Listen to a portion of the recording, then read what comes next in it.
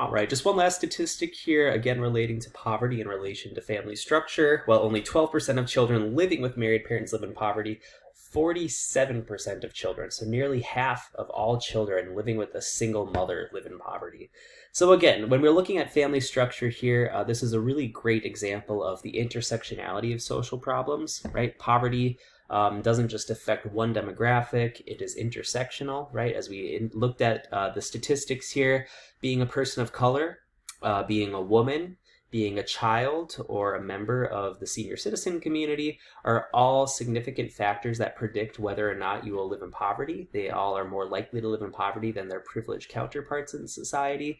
And when we look at family structure, particular single mother households, we see a really strong intersection of these variables here.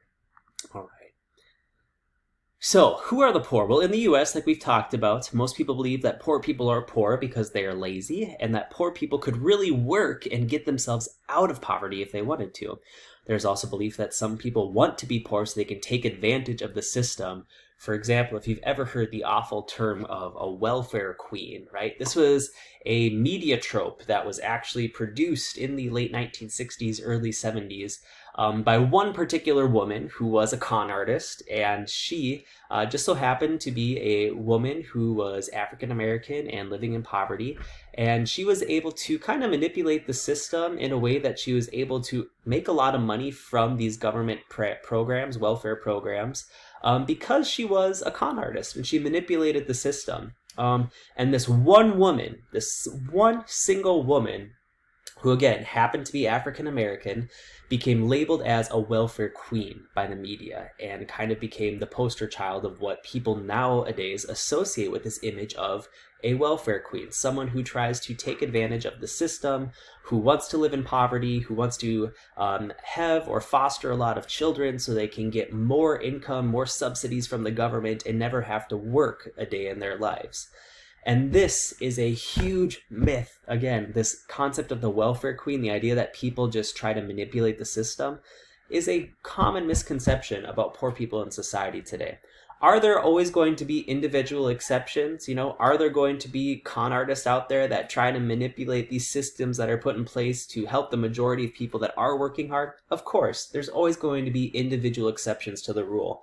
But that's why we as sociologists don't focus on individuals, we focus on patterns of human behavior, right? And so what we know is that without a doubt, the vast majority of people living in poverty do not want to be there. They do not want to take advantage of a system. They simply want to get out of poverty. But as we'll look at here, it can be very difficult to do so. All right, so let's take a look at some specific data here, some statistics. So this is the total number of poor people in the United States. Right, 46,180,000 poor people living in the US, all right? So the number of poor people that are under 18, remember as we talked about, children are far more likely to live in poverty than adults in the United States. So children living in poverty account for over 16 million.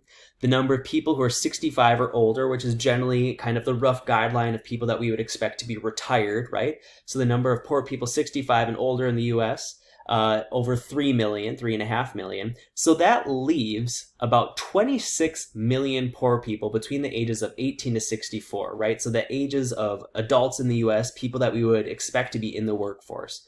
So less than half, or excuse me, just over half of the poor people in the US are actually in the working age and people that should be working in the first place, all right? So out of that 26 million adults, poor people living between the ages of 18 and 64, almost 10 million of them are working either full or part-time already, all right? So about 40% of poor adults, of adults living in poverty in the US today, are already working, all right? So we're already breaking that myth that poor people are lazy or that they're just trying to take advantage of the system. An additional 3.5 million of those people are unemployed, but they're actively looking for work, all right? So they're trying to get a job. They're trying to go out and get jobs, but for whatever reason, they're being denied employment. Another 4 million of people living in poverty are disabled, and that oftentimes prevents people from working many jobs that would require less than a high school degree. About 77,000 of poor people are in the armed forces. So veterans being another group of people that experience poverty at disproportionate rates in comparison to regular US citizens for a number of reasons. So that leaves less than 10 million able-bodied people in the US who are living in poverty that are not in the workforce. All right. So we started with 46 million, and we're down to less than 10 million people in the US that are able-bodied, meaning they're not disabled, but they're simply not working in the US and they're not actively looking for a job. Okay, so let's recap here. This is important. These numbers are important because they paint a broad picture of group behavior. 80% of the poor people in the US are either too young or too old to work. They're either already working, they're looking for a job, they're disabled, or they're in the armed forces, okay?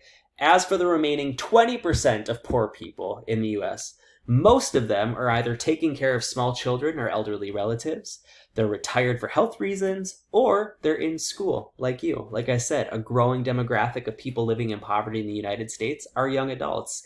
Young adults, your age, majority of whom are college students, right, who are in school full-time, aren't able to work part or full-time, and therefore living below the poverty line. Now, if someone would come to you and say, hey, you're a poor person, you're lazy, go out there and get a job. As a college student, right, what would you think about that? How would you respond to that?